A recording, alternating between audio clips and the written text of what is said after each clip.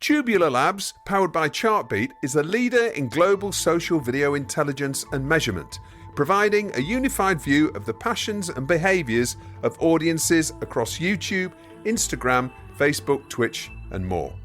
With the largest social video database covering more than 15 billion videos and 45 million creators, Tubular helps household name brands, leading agencies, and the largest media properties grow their business and lead on social by anticipating trending content, new creators, and what's next in culture.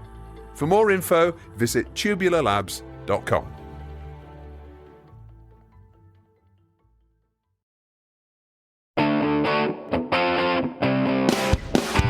Hi, I'm Justin Crosby, and welcome to another episode of TellyCast. My guest this week is Andrew Eastel, who's MD of Middlechild Productions. Andrew, welcome to the show. Thank you very much for having me. Great to see you. Thank you for making your way. I think you're on the way down the country at the moment. You've just been up in the northeast, haven't you? You're on your way to the south coast. We have an office, Northern Child, in Newcastle, and we have Middlechild in Brighton. So we have quite a commute between the offices. So I've been there this week.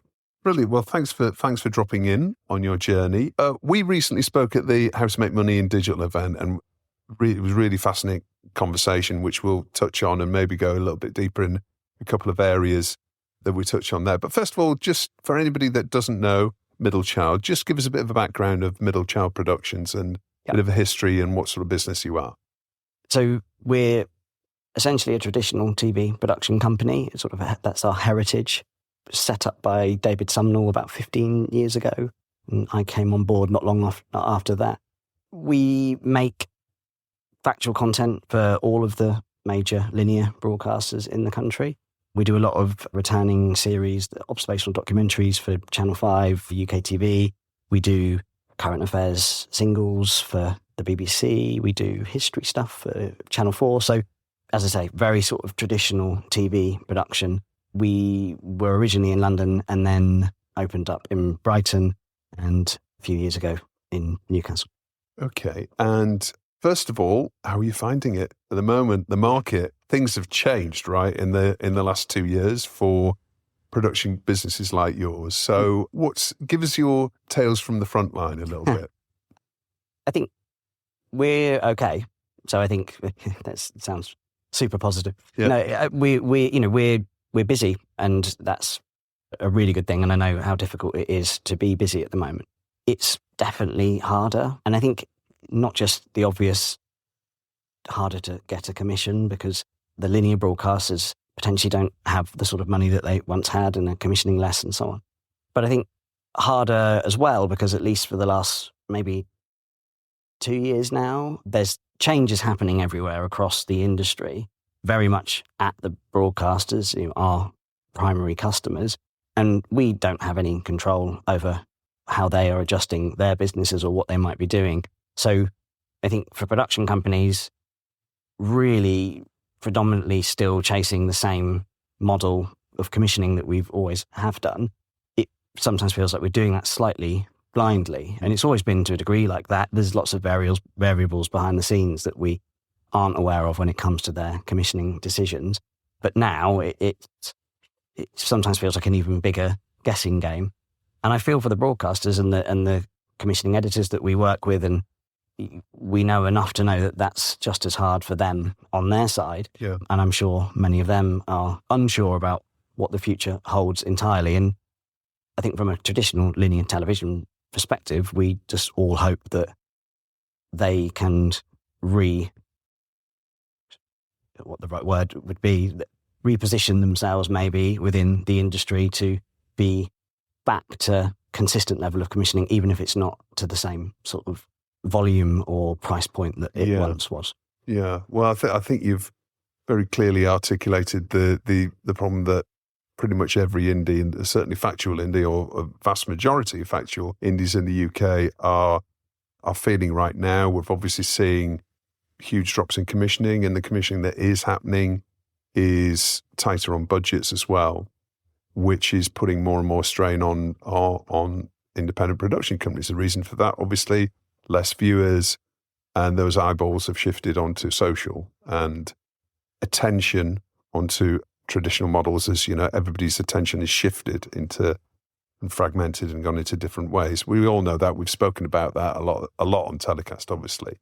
But what I'm particularly interested in is your business and how you've adapted and how are you were looking to adapt and planning to adapt to this new digital first production landscape, which I think you've done really successfully, and it's a really interesting case study, your Gardening with Alan Titchmarsh channel, which is YouTube, basically a digital first channel. Yeah. Tell us about the channel, first of all. So I think in digital in general, for us, we started doing some digital commissions from the broadcasters. So Channel 4, digital, and for BBC, and we've always been doing quite low cost television. I think high volume amongst everything we do. So it wasn't something, essentially a lower sort of price point, that we were worried about doing.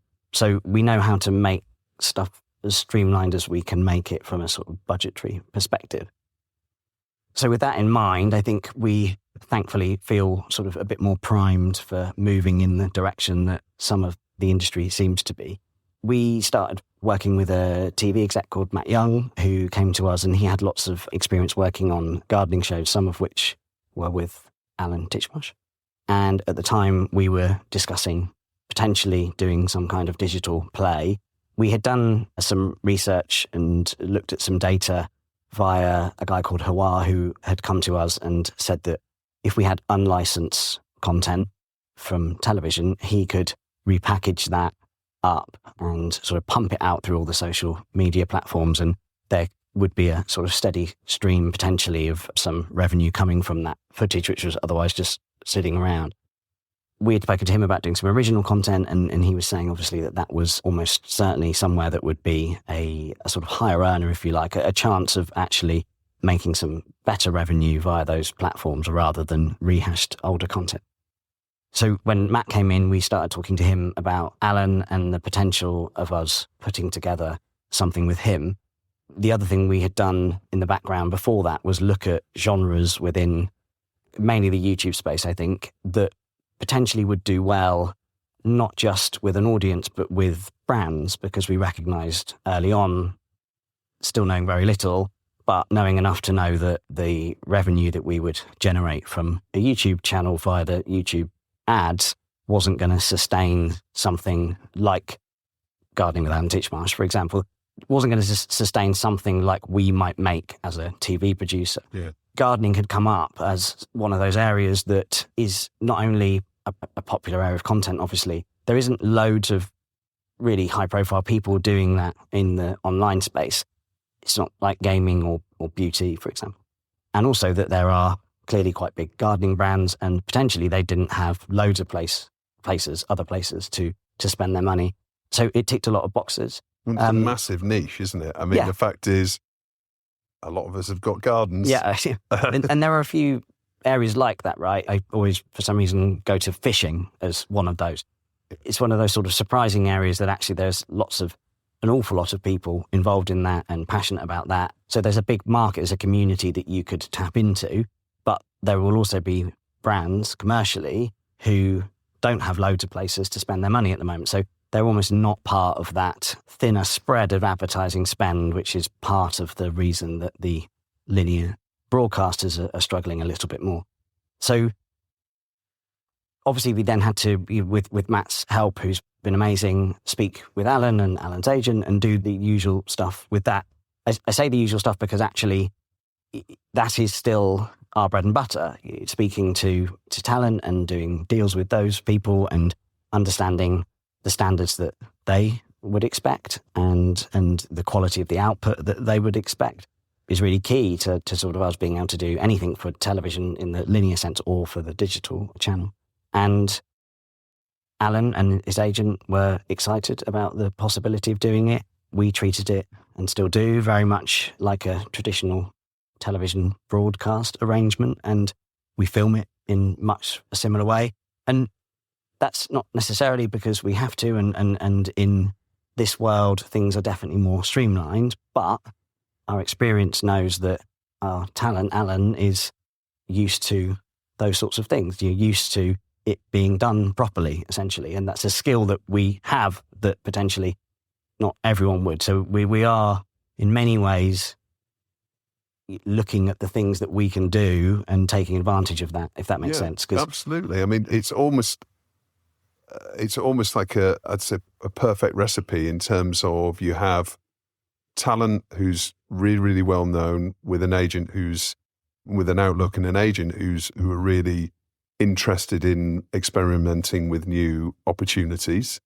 You have really experienced production company making longer form content. You also have a huge growth in older viewers on YouTube who are used to watching longer form content, and naturally, and obviously that explosion of older viewers, not only older viewers, but more and more viewers watching on their connected TVs at home, wanting a traditional broadcast experience with a well-loved personality and trusted personality, and in an area that's not really being well served. So those are all the key ingredients for success, really. Yeah. And I think it's not you then and us at the time make it sound really easy. You're absolutely right. They tick all the boxes, and we kind of assumed they would. But I think all of those variables. But then it's how do you fund it? Yeah, right? well, there's how do you fund it, but also I think if you think about other ideas like that, you do run aground at some point quite quickly. It's quite interesting that not quite all those variables aren't quite all there to make something work. And I'd add into that things like going to a really high-profile talent now, let's say, in any kind of subject area or a presenter, just a general presenter, and they quite possibly have a really strong presence online already.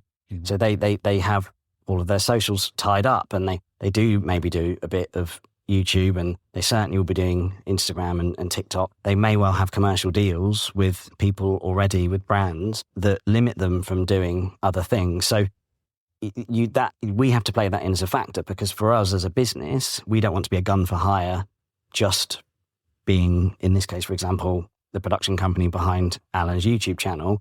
We want to create a brand that has a community that comes around it, and as that grows, have revenue sources that change and expand all the time that will pay back the money, obviously, we've invested into producing the channel, but also eventually create a profit for a business. And if you don't have that room to do that because other things are tied up, the talent already does a podcast, or the talent's already done 1 million books, or they've already got their own merchandise line, whatever it might be, then that becomes harder. So ticking all those boxes is definitely tricky. But I think we definitely bring to the table, when I say we, I don't mean just Middlechild, I mean experienced TV producers. I think we bring something to the table which allows us to carve out potentially our own space in this digital world that the creators that have been doing this for a long, long time aren't necessarily able to do quite as well. Yeah. And that's really positive, because that's coming to something that feels like we've missed the boat on, but actually there's probably a whole load of things that if we think carefully about where our skill sets are, only we could do properly. Again, when I say we, the producers, the companies, the freelancers that are working in the television industry at the moment, there's an awful lot we can do that isn't being done yet, I think, in those spaces. Yeah, and I think that's the key. I think it's about your strength and your superpowers, if you like, as a business. And, you know, it's easy, I think, to look at digital first and be a bit exasperated and feel a little bit hopeless and helpless, you know, thinking, oh, we've missed the boat. We don't understand all the, you know, what all the creators are doing. We can't possibly compete. It's too late. But actually, you know, that's why I think it's such a great case study, is the fact that you're playing to, you know, you've identified a sort of almost like a Goldilocks project in terms of everything's right, and also your skill sets are perfect in order for you to deliver on that. So what was the general thinking about moving into this space as well as a business? I mean, you talked about earlier, you know, we talked about it's difficult times. Is it really just looking forward as a future-proofing exercise and a you know, a key strategic move for you as a business? I think I don't even 100% know if we still know. It would be not the best answer to that, but an answer. We love making television, and we have like all production companies our size, have a structure and a setup and overheads essentially that are built to be fueled by the revenue that we might generate each year from traditional linear television commissions. And it's very hard to then go, well, actually, let's just move everything over to this digital scenario, a completely different model, because that model is completely different. So the revenue stream is not the same. It doesn't come at the same time. The money doesn't come in at the same time. Yeah. There's longer strategic plays in digital, which may well pay off better than potentially a television commission at some point.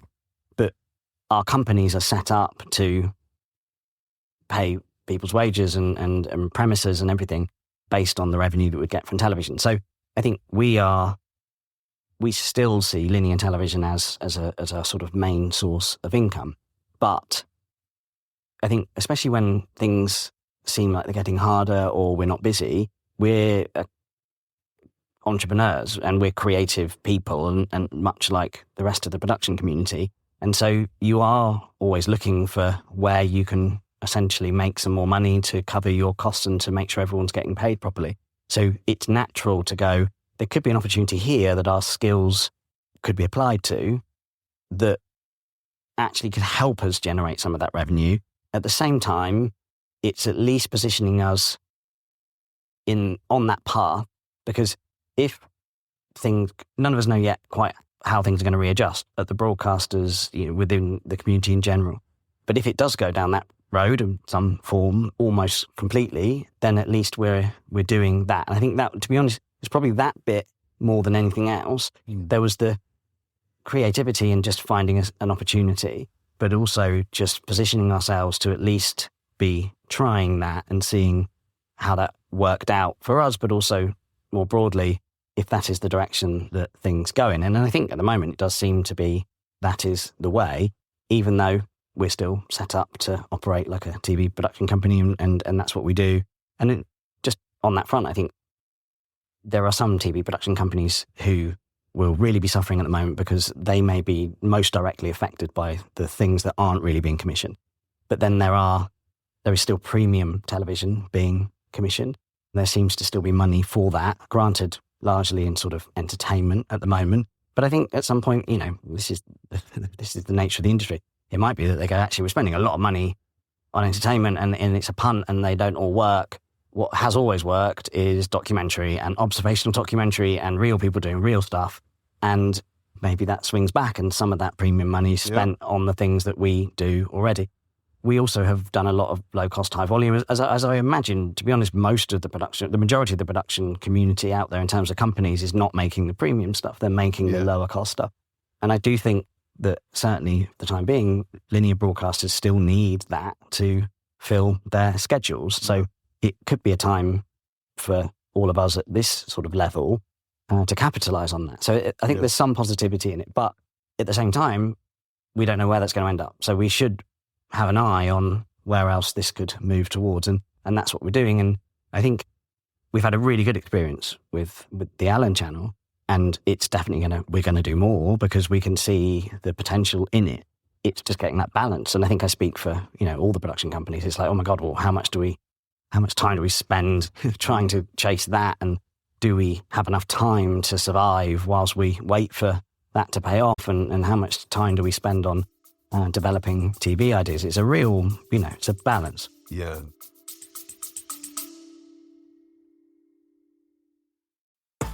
Want to get ahead in digital-first content? The Drop is the go-to newsletter for industry professionals, delivering insider news, trends, and insights straight to your inbox. Navigate the fast-changing landscape of digital-first production, distribution, and monetisation.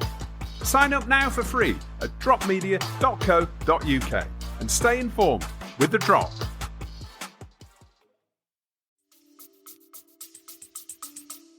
There's so many points there that you make that, that are really interesting, fascinating, prescient. And I mean, one one point is obviously you've seen how The Neighbourhood has performed, and so that's, perhaps a pointer in terms of like you say, some of those higher budget decisions that have been made by broadcasters and how they're developing. It's hard to know, isn't it? Because what we do get told a lot, and understandably, is that things aren't really commissioned for the overnights anymore. For the overnight numbers just don't seem to matter as much anymore. And that makes sense. And we don't know how well that might do on ITVX, for example. And they're smart people behind them. They may see the overnights as disappointing, but they may have quite a good business strategy for how ultimately that content pays off in the long run digitally. It's hard to know. Yeah. But I also think that if you're getting good overnights, then you are attracting more expensive advertising on your channel at that point. So if you're doing over 1 million somehow on Channel 4 or Channel 5, for example, that's a valuable piece of factual content. And if that factual content is of stock, and it does seem from our perspective, we are still thankfully getting commissioned for the series that we make in that space, they do a really solid job. And if they take lots of punts and they don't pay off with the bigger price stuff, you'd hope that there's also some more cautionary but safer bets on that sort of factual obstock type content that will also help fuel a lot of the smaller production companies out there. And maybe it settles a bit more into that. It's just hard to know. Yeah. I mean, one of the things I don't watch linear TV anymore, but I happened to go to a football game away the other week and sat down, laid on the hotel bed, turned on the hotel TV, and I thought, it almost felt a bit of a novelty turning on a telly and leaning down rather than going straight to your phone. And I just looked at the EPG, and it was really interesting to see on Channel 4 and Channel 5, there were 2 digital first shows playing out at the same time. Mm-hmm. There was Piers Morgan Uncensored and TFI Friday, both of which are YouTube first shows. Yeah. And that certainly, to me, feels like, the model of the future in terms of TV just being one part of the production, the universe, the IP universe that a producer needs to consider. It's part of the ecology, I think, and it already is, as you just said. And I think you're right. I think there'll be more of that. And hopefully it's just a mix of all of it. Will linear broadcasters end up just acquiring content from digital spaces or archive? Maybe, but will there actually just be a really long period where they are commissioning original content? But they also do require more content to come from those sources. In which case, as producers, where we're positioning ourselves at the moment, you should be doing both, right? Because you can be the seller and you can be the company pitching an idea for the broadcaster to be commissioning from you in the traditional way. Yep. And if we're able to generate our own content and we have a brand that has various sources of revenue and a really long shelf life potentially, that's a nice position to be in if you're selling some of that content back to a broadcaster. And not just in the UK, there's plenty of other territories it can be repackaged for. And it's something that we're now in a conversation that's really far down the line with selling a series using essentially the content we filmed on the Alan Titchmarsh channel back to a broadcaster with a bit of new filming and obviously some nice voiceover, and we'll re-edit those shows down to suit the channel and the idea for the series. But, that's another revenue source for us, not one that we're reliant upon. And we're providing a channel with content that's much more affordable for them.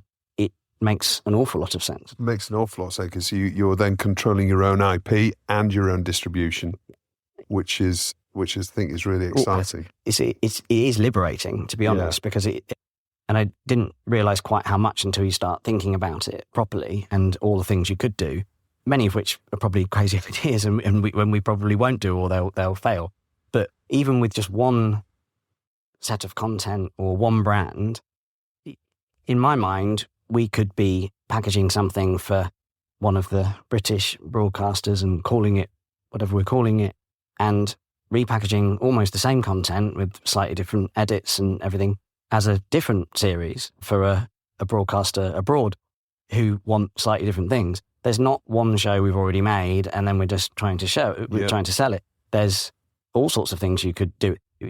As simple as, well, we could sell hours of the show to this place, and this place want half an hour, and this place want the title to be more this. Why not? And I think there will become, hopefully, there'll become a point where that kind of content being acquired by the broadcasters will mean that the broadcasters are less concerned about whether some of it in another form has already appeared somewhere else, or whether they can't have the digital rights, or whatever it might be. I just think we're in a world where there's a necessity for content on well-established broadcast platforms, but there isn't necessarily the means to acquire that content in the same traditional way they always have done. So you have to find it somewhere else. And again, to go back to as in traditional linear TV producers' position in that, that's something that a broadcast platform is only likely to buy from those people. So if we're producing that online, let's say we're making it digital first, we know how to also film that and prepare that ready for a potential broadcast sale. So when you're producing it with TV in mind, but it's actually YouTube first, but you're capturing everything you need for TV as well. You could be a YouTube creator with a fantastic channel that's massive and great content that a broadcaster wanted, but the reality is the things probably weren't in place to enable the broadcaster to take it, which could be everything from down to what was filmed at the time or what could be filmed to add to it by that creator, but also the legal compliance around it, the duty of care, things around it. All of that stuff is what we do every day. And that doesn't mean we can go online and create the same really popular channel that someone's making from their bedroom, but it does mean we can go into the digital space and make content that maybe hasn't really been able to have been made before now, because that professional approach to it behind the scenes, it just hasn't really been available. Yeah. And what's really interesting, you're talking about international as well. I mean, obviously the YouTube shows up there. Does Alan Titchmarsh have much of a following internationally in particular territories? I mean, so we're, again, if you think about the subject as well. So if you're looking what subject we should work within, if we're for a digital brand, it's a good idea for it to travel, because we as a company have always made quite British-centric documentary, and actually some of that does sell really well around the world, but other times it just feels a bit too much of a British subject matter. So gardening is obviously really good to give you that sort of scope. And Alan has a name around the world, so we're talking to distributors now about distributing the program that we're making for the broadcaster, who will then sell that onto all of these sort of things. They start to build up. And I don't want to sit here and sort of mislead the production community and be like, we're going to be rolling in money because of this, because it's not the same numbers. I mean, everyone will know that anything that's being acquired, for example, is not paid for anywhere near the number that you might get for a commission.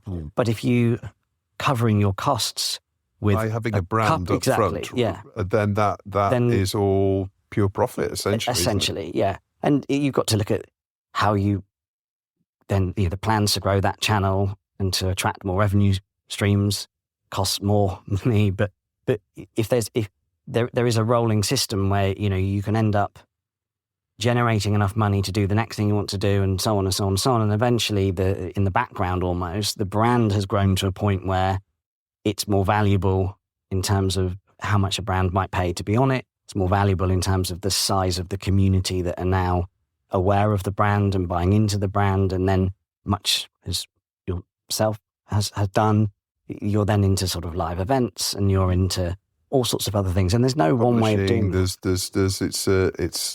It's again, I've mentioned this a few times on recent shows, but the content octopus, the IP in the middle, and the 8 legs of different ways of monetization, which is really, really a key component, really. And that's why I thought it'd be really interesting to chat to you about this, because I think it's such a great case study and so relevant to, I think, a lot of producers out there who, have got those talent relationships, who've got great ideas.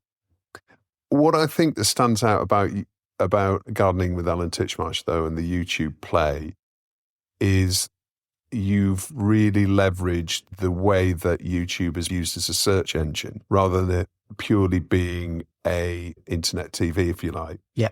Because if I'm going to work out, how to fill the patches on my lawn, I think many, many people who are in DIY or gardening or anything to do with home improvement, you're straight onto YouTube. Yeah. And there you are. So that is a really, really great solution to people's problems. And it was one of the things that we looked at when we first looked into whether this was the right subject matter. It comes into the educational category on YouTube, which is a good place to be because essentially you're in a sort of slightly higher tier of advertising, but it's also a very popular place to be. And as you rightly say, I think for a long time, all generations have been typing into YouTube, how do I do this? Or what should I do with this? Yeah. Myself included. If I'm being honest, I'm pushing 50. So I don't want to sort of try to pretend I'm a young person. But I would say that my heavier usage of YouTube did used to be that. It did used to be, it's an encyclopedia for things I just don't know how to do. Well, it's the world's second biggest search engine. Yeah. And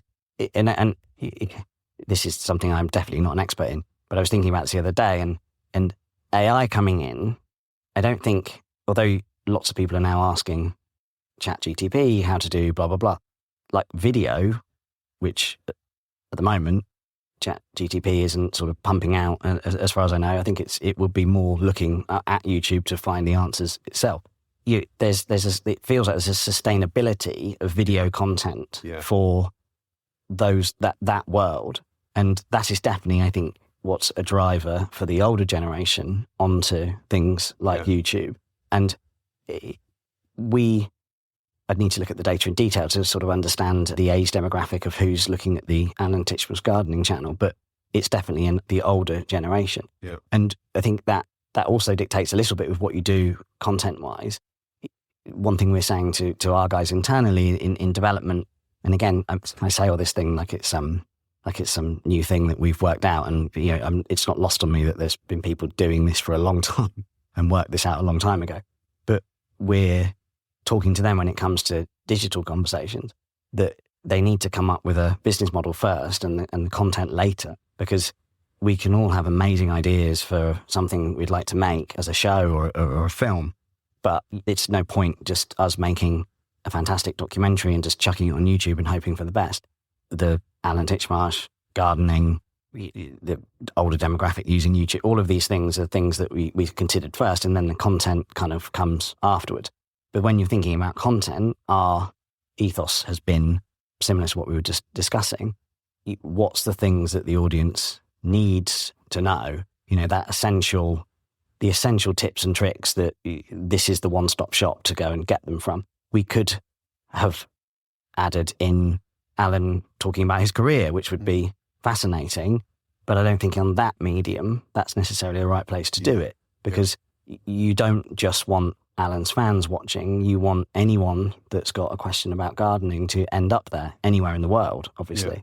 And I think videos like 4 essential things you need to do in April in your garden is a fantastic kind of title for a video, because it gives that sense to the person scrolling through YouTube that they have to watch it, even if they didn't want to. If I don't watch it, what have I not done in my garden in April, and the whole thing's going to die, Yeah. So those sort of a sense of, in that space, those kind of, I think it is common sense. It is my point. I think, and again, there is an art to it all, and there's some people that are brilliant at doing the thumbnails and the titles and so on, and it makes a lot of sense, and it's trying to work out the algorithm, obviously. But I do think, again, as TV producers, we're selling stuff a lot. We're selling our shows. We're trying to get people to watch them. We're trying to tell really gripping stories, and it's just, there's a continuation of that. It's common sense for those that work in that world, I think. Yeah. Well, but what I really like about it is the way that you've talked about approaching this as it's almost as a new business, as being an entrepreneur, approaching launching a channel as its own business, as opposed to just making a great show because you think people are going to want to watch it, which is definitely the smart way to approach it. So let's just talk about the success of the channel then. it's about 500,000 views a month or something like that at the moment. Yeah, although when I checked this morning, I think it'd gone up from that as well, and it's got over 150,000 subscribers now, and in a relatively quick time, I think. Yeah. So we've been told, again, news, all of this stuff you're learning as you go, and it's kind of great because, again, 50 years old and been in the industry now for what seems like quite a long time. It's quite nice to suddenly have a new sort of area to start learning about. So yeah, it's interesting when you sort of monitor like video views, and it's easy to get despondent. And we do something, why is that one not done really well? And it's, it's all going backwards. It's never going backwards, but it's really hard to predict or even understand afterwards, to be honest, why one video would do well and the other wouldn't. The data is amazing to have it, and it's something that is another fantastic advantage of that space. We don't have anywhere near that level of data for traditional television programs. So to have that data is really important to lead you on to slightly twist your titles or what kind of content you're going to have next or what the thumbnail's going to be. But it's also madly infuriating because your content, what I think I've mentioned this before to you, but your content is really interesting because as it's that helpful content and it's seasonal, gardening is seasonal, obviously. So you're like, everybody comes out of winter in the UK and goes, oh, right, I'm going to do my first trip to the garden centre. I've got to do something about this lawn. It looks really, really, really bad. And obviously, and that's when you're in the process of sort of searching and thinking about it. So therefore, spring is a very really good, time for people searching and viewing. But obviously, spring happens at a different time around the year. So you've got Australia having spring at a different, so it's a really clever sort of rolling, searching for content or library that you're creating for people, which is really smart. Lucky for us, spring happens every year, so it's got an eternity to it in that respect. So again, I think it was strategic and we managed to tick all the boxes somehow and it's doing well and it's all kind of seems to have come together as we thought it might. Yeah. But part of me sort of thinks, I'm not sure it's that easy to repeat that. No. Alan is an amazing talent to have in that space. So if we think about other subject matters that aren't gardening, and then you think about who's the top person in that, they're probably not gettable. It's quite unique for us to have a subject area with probably the leading high-profile person in the country in that space on our channel. I think that makes a massive difference, obviously. Yeah. But then I think you can look at the way we've been looking at it is that all of these channels, all the different variables are at different levels of positive and negative. And you kind of, where one thing feels weaker, something else gets stronger. And it seems to happen all the time. So as an example, if we found a subject area that we knew was undercatered for, but we also knew there's big brands available to it that potentially would come in and support the funding of it. But the person that was the leading person in that field didn't have a high profile, what we would find is that some of the other aspects of that are then made easier. So if that person didn't have such a high profile, they're probably not as busy as, say, Alan would be. And therefore, you can actually film more content quicker, potentially. Yep. And when one of those things goes down, another one often goes. It also depends which way round you're doing it, which can get confusing now. But with brands, what we've been doing is approaching them and saying, we have this channel, this person is fronting it, this is the content, and they've been really keen to get involved really quickly. If they're not keen to get involved very quickly and we need to see some growth in the channel first, then we need to look at other revenue sources. But often where brands aren't available and you've not therefore got sort of product placement or sponsorship, what we're starting to see just through conversations is it makes some of the other revenue sources more interested. So whereas we can often look at models where we're selling content, repackaging it back to television, conversations we're having now about other ideas are the first thing we do is get a pre-sale for this content from television. And we then know that we're saying we can make a 12-part series for you with our footage. It's not talent-led. It's just good quality, factual television. we can deliver it to you in 6 months. They say, yeah, okay, we'll pay X for that. We then start making the content and creating a brand online that will still be there. And we know that money is either partly paid or coming to us. And let's say we do that for a year, our channel has grown thanks to the pre-sales that we had for the broadcaster who was willing to take the show. And then there's enough of a community to bring brands in. And so brands come in later then, and then they become maybe the primary source. But we were able to get the channel off the ground because the revenue was coming from the TV angle. So it all sort of flips around and you can kind of move it around and it gets complicated. And I'm saying this slightly speculatively because these are definitely conversations that we're having and it seems absolutely like things will pan out like that. But I don't think you also ever really fully know. Well, it's so new. It's so, you know, it's, these opportunities are new and, everyone's sort of building the plane whilst they're flying. Yeah, I would say though that it feels like at the moment, as you start to think that way or you start to have conversations or even start to make content, so far, more opportunities are opening up than closing off. There's definitely things that we've not thought was even an option until we started discussing it with various entities. And now, I'm having meetings with people representing brands who are interested in what we're doing and how they could get involved. And whether that means we end up doing some branded content, again, been around for a long time, the sort of thing that Spirit will do a lot of good stuff on. Or it means that we know that there are brands around that would support very much our own channel, and then we have that longevity because it's our brand. We're not just being commissioned to make 6 months worth of videos for a brand, but we still retain. So we have something that we can retain that kind of IP over for a lifetime and go off in whichever direction we want. So final question, Andrew, is looking ahead to the future. Now you've launched your digital division at Middlechild, which is Wildchild, right? Wildchild, yeah, which it really is because it needs to be treated like a separate business because it can't just plug into the same sort of structure and rates and roles that we have at the moment. So let's say 3 years in the future, Middlechild is hopefully still working with linear production as well. Would you estimate that Wildchild will be a bigger part of your overall business? And if so, how are you going to get it there? What are your plans to build Wildchild within the group?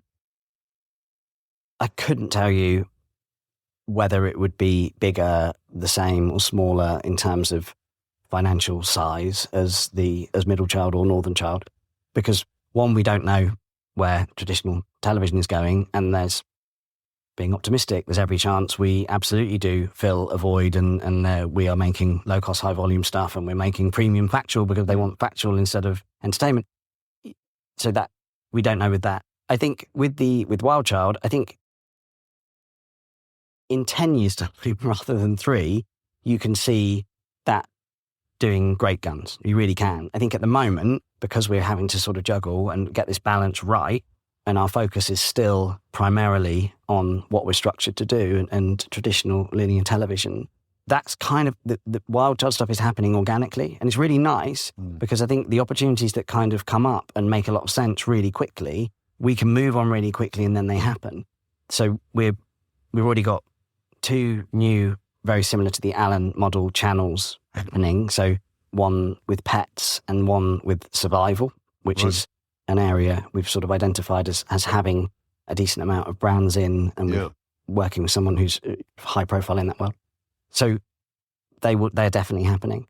But we're also discussing doing an Access observational documentary type show more along the lines of the television pre-sales route as well. So those things we haven't spent loads and loads of time sort of developing that and coming up with a new idea necessarily. They've kind of happened organically, which is amazing. Because if we can run it like that, that's great, because we're not investing loads of time and energy into just trying to find the next big thing. The opportunity is presenting itself to us, which is a really nice space to be in because it's rare.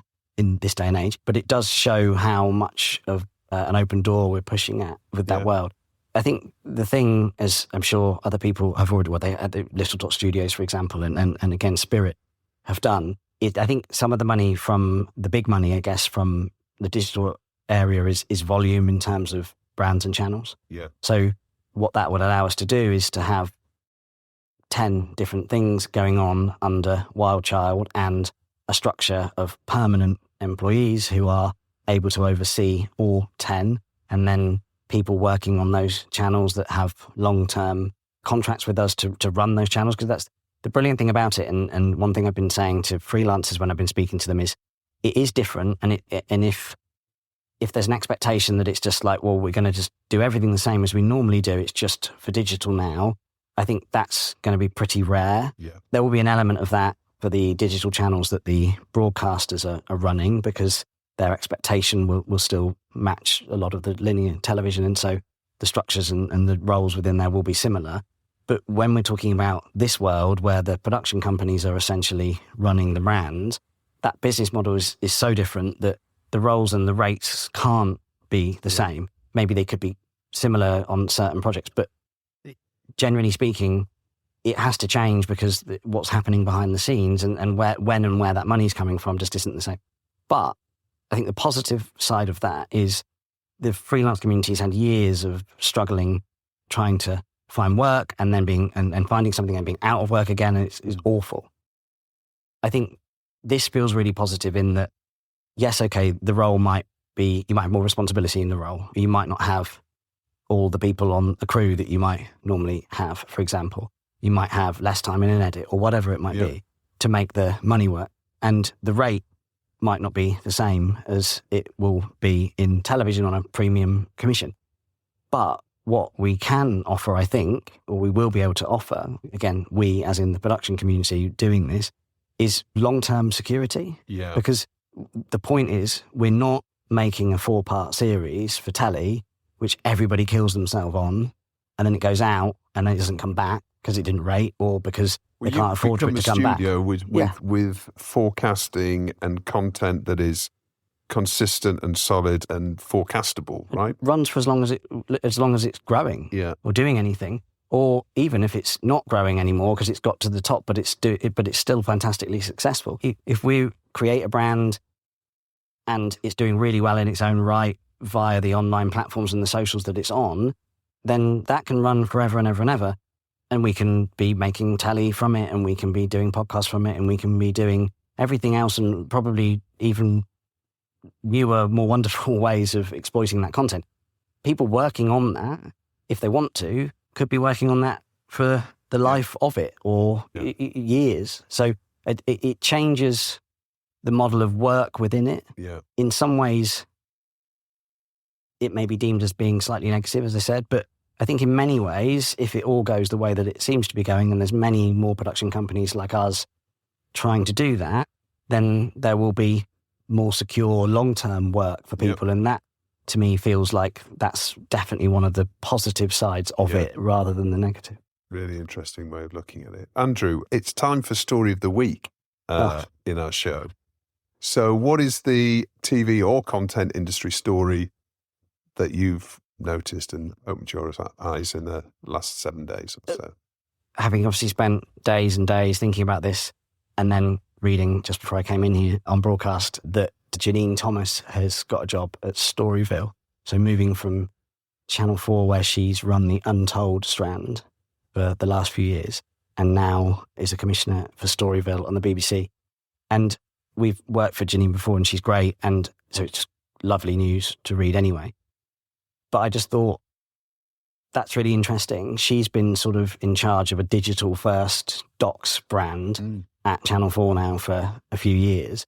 And I guess one of the sort of highest profile documentary brands that we have in the country at Storyville have deemed someone like that to be the perfect person to come and help them generate their content. And I just think that's a good news story for digital in some way. Yeah. It's the Untold strand, I think, is a really good example of how you can do sort of really good docs digital first.